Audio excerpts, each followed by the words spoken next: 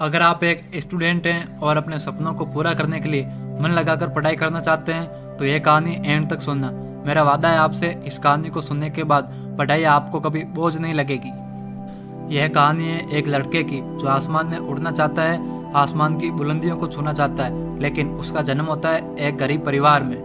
15 अक्टूबर 1931 रामेश्वरम तमिलनाडु में जन्मे इस लड़के ने कैसे एक गरीब परिवार से निकलकर भारत के राष्ट्रपति तक का सफर तय किया और अपने उड़ने का सपना पूरा किया, जिसे आज पूरी दुनिया डॉक्टर एपीजे अब्दुल कलाम के नाम से जानती है, मिसाइल मैन ऑफ इंडिया के नाम से जानती है। तो चलिए कहानी शुरू करते हैं। यह उस टाइम की बात है जब भारत पर अंग्रेजों का राज था।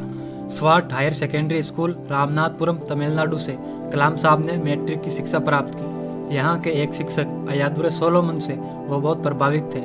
फिर आगे की पढ़ाई के लिए वो तिरुचिरापल्ली चले गए, जहाँ उन्होंने सेंट जोसेफ कॉलेज से भौतिक विज्ञान में बीएससी की डिग्री प्राप्त की।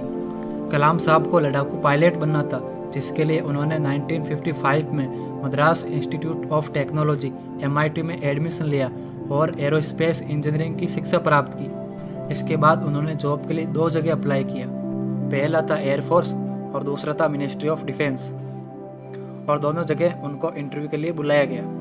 मिनिस्ट्री ऑफ डिफेंस में इंटरव्यू देने के लिए वो दिल्ली गए और वो इंटरव्यू बहुत अच्छा हुआ। उसके बाद वो देहरादून गए, जहाँ उन्होंने एयरफोर्स के लिए इंटरव्यू दिया, जिसमें 25 उम्मीदवार थे।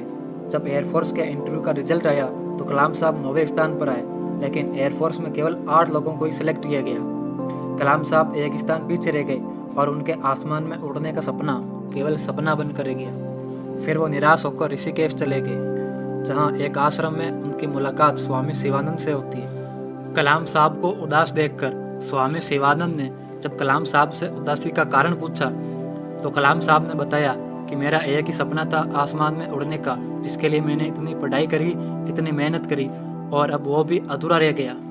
कलाम के मन की बातों को सुनकर स्वामी शिवानंद कहते हैं, ख्वाहिश अगर दिलो जान से निकली हो, वो पवित्र हो और उसमें शिद्दत हो, तो उसमें कमाल की एक इलेक्ट्रोमैग्नेटिक एनर्जी होती है। दिमाग जब सोता है तो वो एनर्जी रात की खामोशी में बाहर निकल जाती है और सुबह कायनात ब्रह्मांड से सितारों की गति को अपने साथ समेटकर दिमाग में फिर लौट आती है।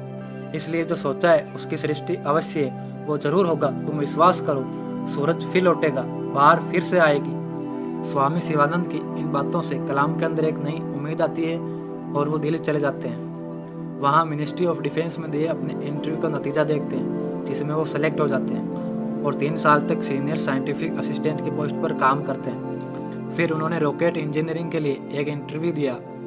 उनका इंटरव्यू लिया था डॉक्टर विक्रम साराभाई ने और उनको सेलेक्ट कर लिया गया।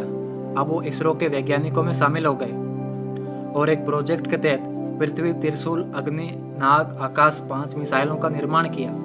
1990 में एपीजे अब्दुल कलाम को पद्म विभूषण से नवाजा गया और 1997 में उनको भारत रत्न से सम्मानित किया गया। भारत के प्रति उनका लगाव देखते हुए राजनीतिक दल NDA ने उनको राष्ट्रपति पद का उम्मीदवार घोषित किया। 2002 में चुनाव में विजयी होकर वो भारत के 11वें राष्ट्रपति बने। अब वो तीनों सेनाओं, थल सेना, वायुसेना, नौसेना के कमांडर ऑफ चीफ थे। इसलिए एयरफोर्स के कमांडर चीफ को उन्होंने अपने मन की बात बताई, मुझे आसमान में उड़ना है। इसलिए एयरफोर्स के कमांडर चीफ ने कलाम को 6 महीने तक एयरक्राफ्ट उड़ाने की ट्रेनिंग दी। जून 2006 में 23 मिनट तक कलाम साहब ने सुखोई 30 को आसमान में उड़ाया था और अपने सपने को पूरा किया। भारत में पहली बार किसी राष्ट्रपति ने लड़ाकू विमान उड़ाया था। पुणे के लोगांव एयरफोर्स स्टेशन से कलाम साहब ने उड़ान भरी। उस समय उनकी उम्र 74 ईयर थी। जब 1931 में जन्मा एक लड़का अपने सपने को पूरा कर सकता है तो फिर तुम भी कर सकते हो।